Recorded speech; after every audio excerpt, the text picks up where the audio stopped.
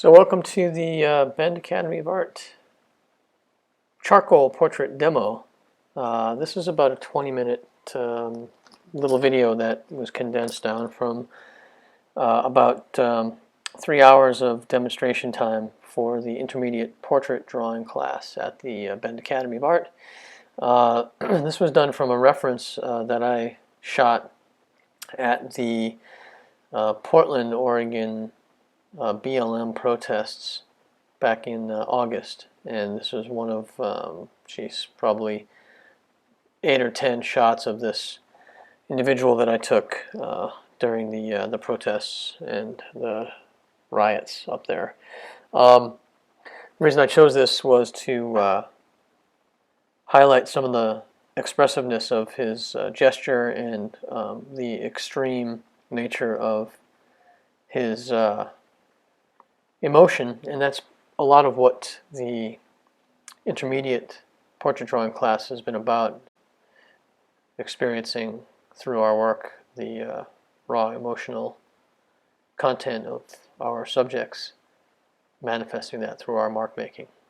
So, as you noticed earlier on in the process, I started with this sock full of charcoal powder. This is also called a pounce, and the pounce is just simply any kind of material that allows the charcoal powder to sort of sift through it. I use an old sock and I just tie it off with a little wire tie, and I use the generalist charcoal powder.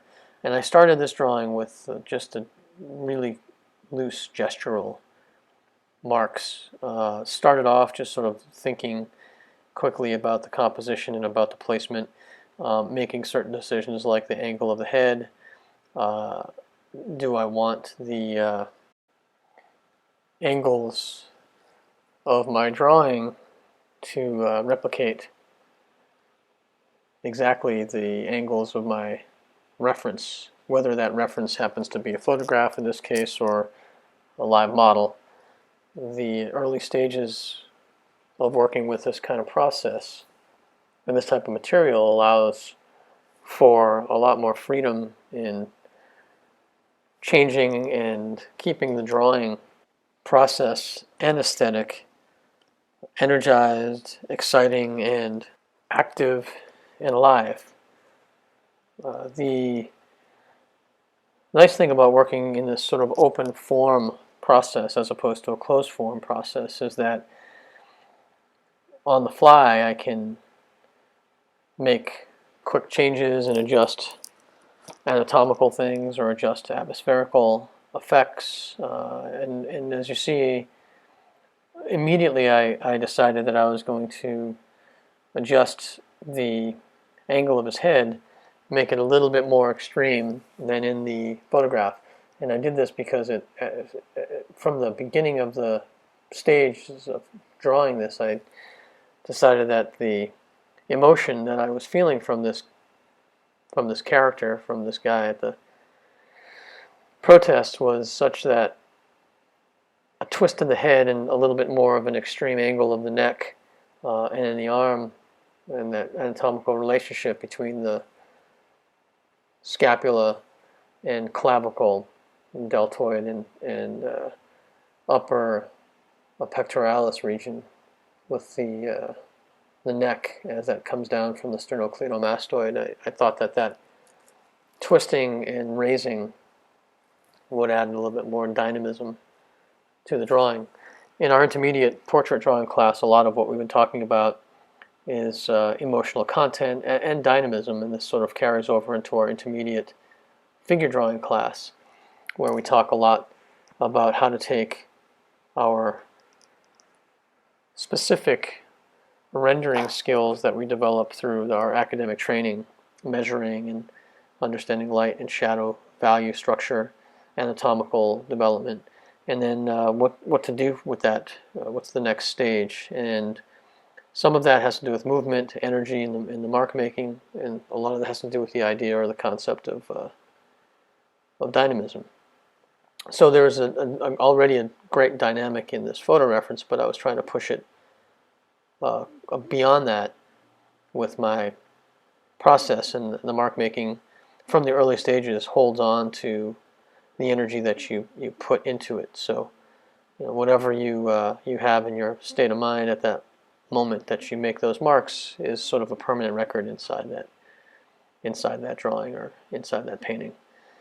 So to infuse your own emotional state with the emotional content of the subject matter and your response to that subject matter, and of course then how you utilize your materials and your techniques to speak to that emotional content is really, for me, the underlying triad, really, of elements that create a successful, powerful, timeless image.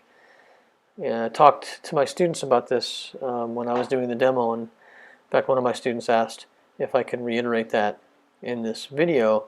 And so the idea of this triad is nothing necessarily really new, although I tend to have, I've adopted and created a whole series of triads that I sort of teach by, whether it's a painting class or drawing class or a intro to a visual art class. There are a series of triads that I tend to look at and reference when I try to express to the students some of the processes that go into image making and art making and any kind of a creative venture. Well, the triad that I spoke about in this particular demo was similar to some of you who've seen this idea of subject, form, and content.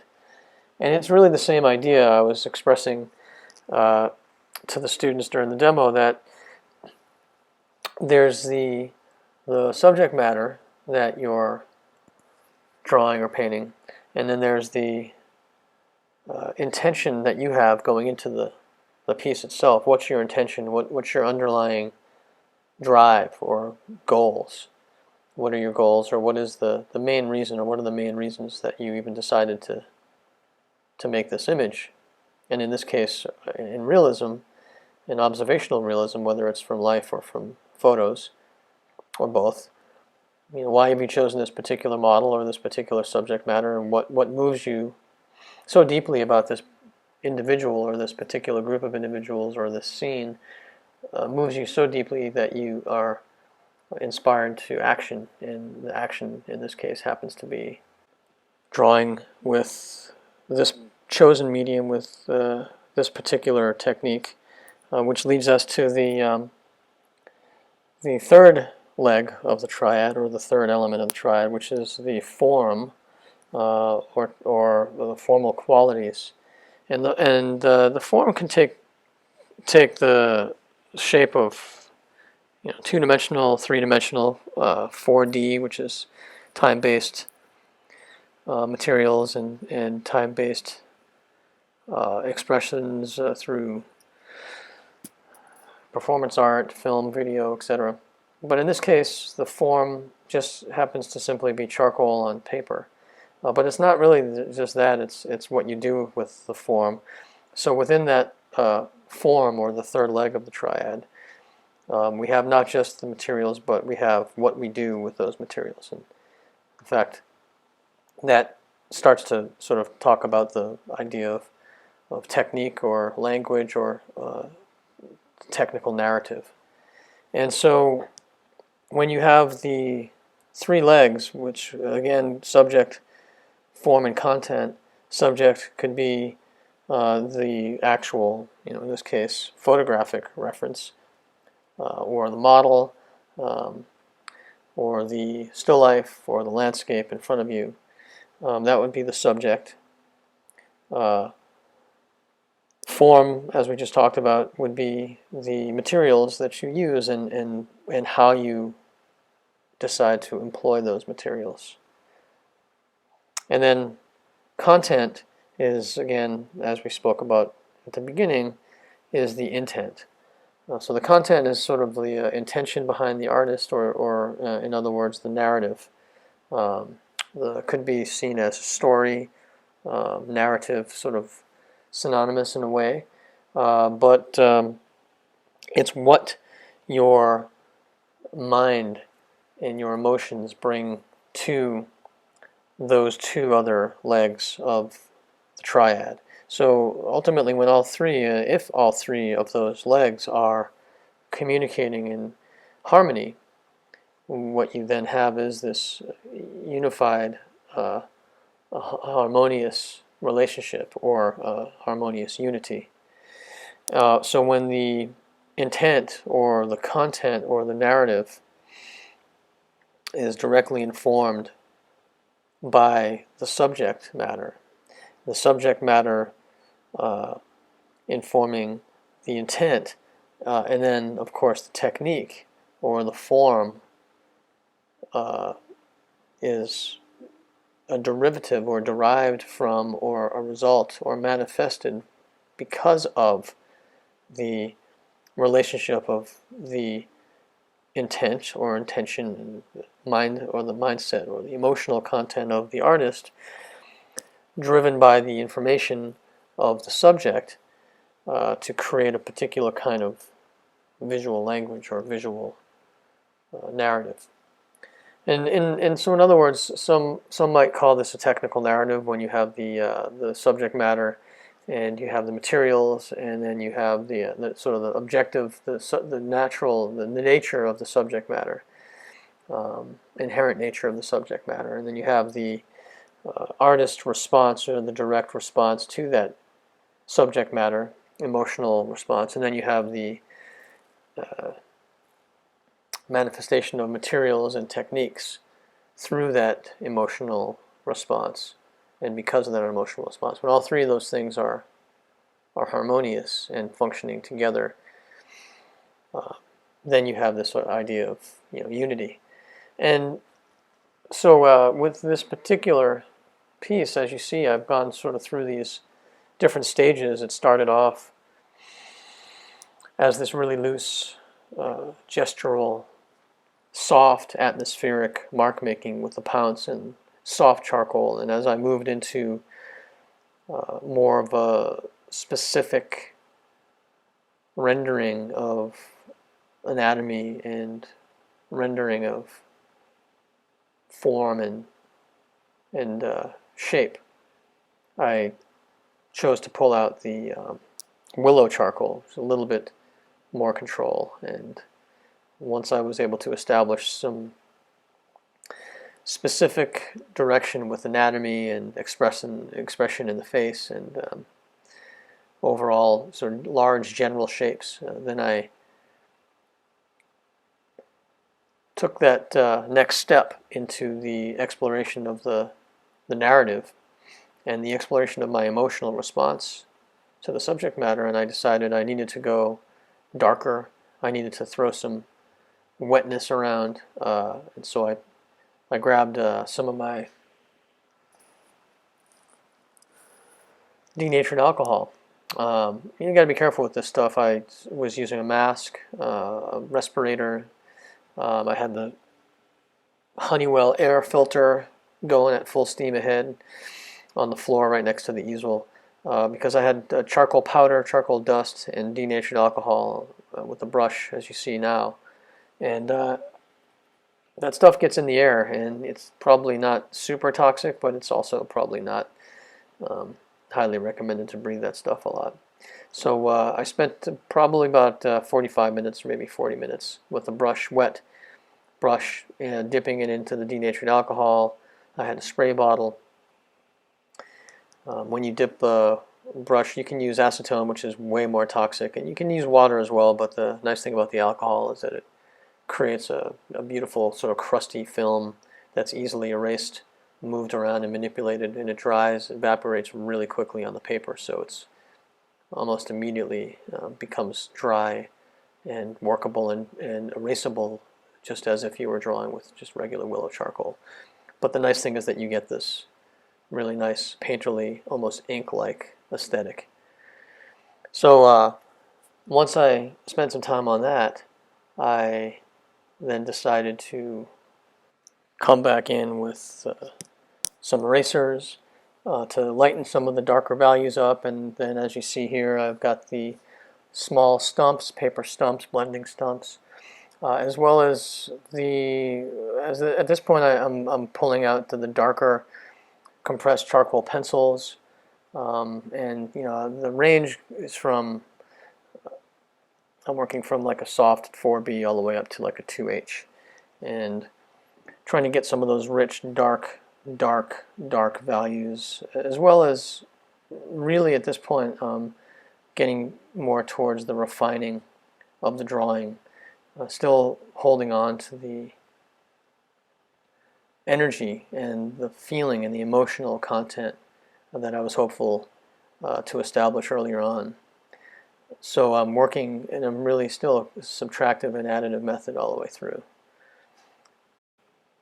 So in this last few moments of the demo here, in the last hour of actual work, I would say hour and a half from this stage to the final that you'll see at the end of this demo, I continued working with the charcoal and erasers and stumps to really just get super specific, I mean deadly specific, with the expression and the anatomical dynamic. In this case, I'm working on the ear and the jaw, that joint in the mandible, where there was a very particular kind of form and light and shadow effect in those really light halftones, even quarter tones, off to the shadow side of the face from that cast shadow along his lower mandible up towards his ear. And then above that into his zygomatic area, there were these beautiful halftones and quarter tones. And it was really a challenge to try to get the very specific sense of tension in that jaw that related directly to what was happening with his open mouth and the expression of his yell.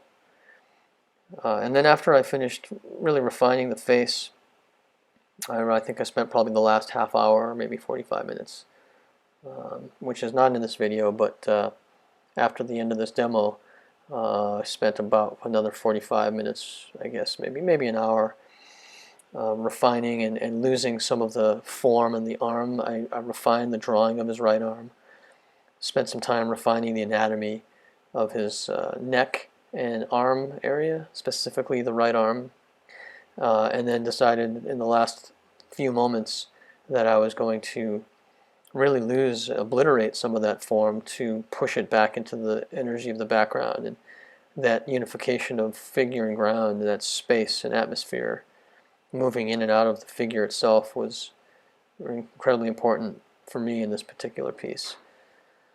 So that was the process.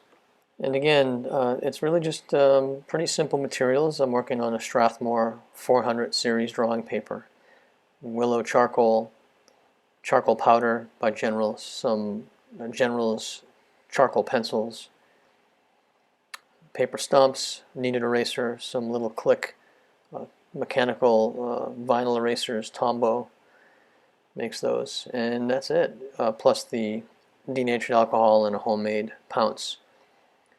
So thanks for watching. I hope this gave you some insight and some ideas into the process, and hope to see you all at the Academy soon.